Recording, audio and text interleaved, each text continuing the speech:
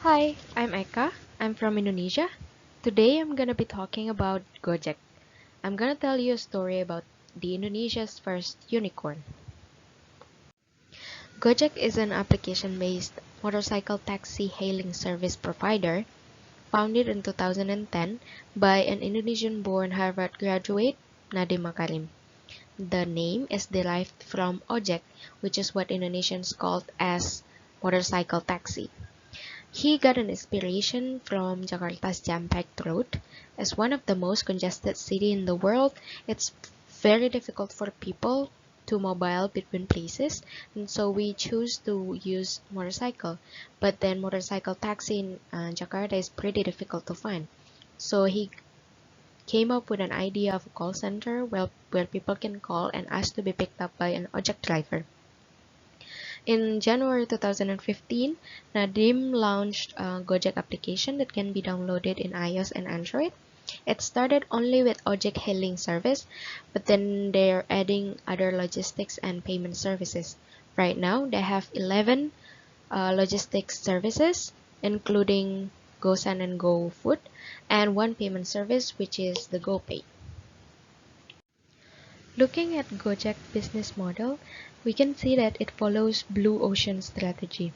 It was the first application-based ojek hailing service in Indonesia. Because they use application, it makes the competition with traditional ojek becomes irrelevant. It creates demand since now it's easier for people to hail ojek while lowering cost of doing it. What Gojek did was not necessarily a technology innovation. It's just offering a new way to hail ojek.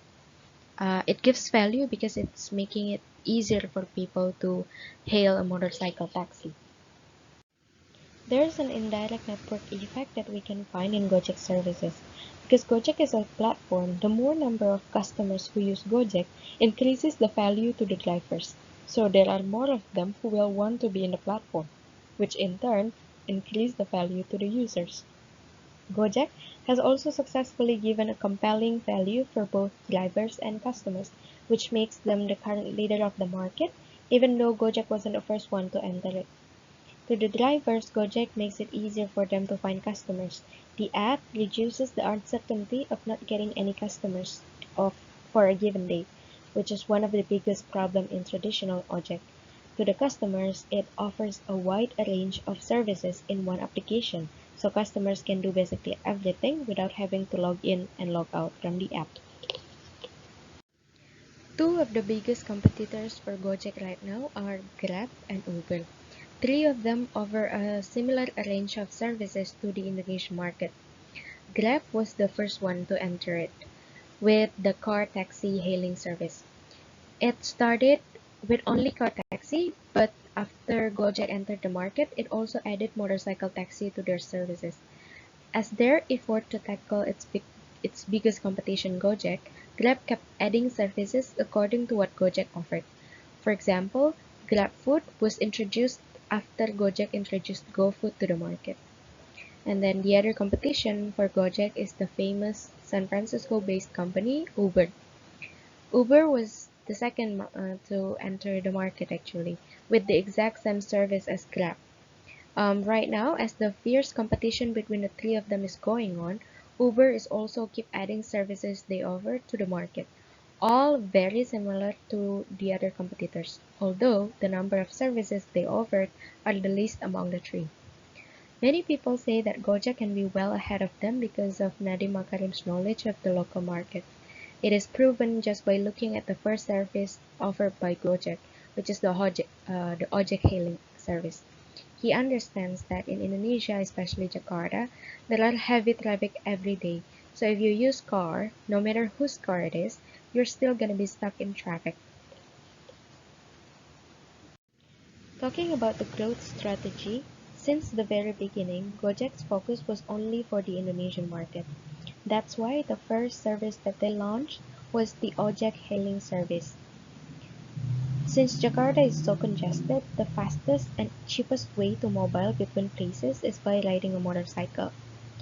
Nadim also realized that in Jakarta or in Indonesia in general, there are more people who own motorcycle than those who own cars.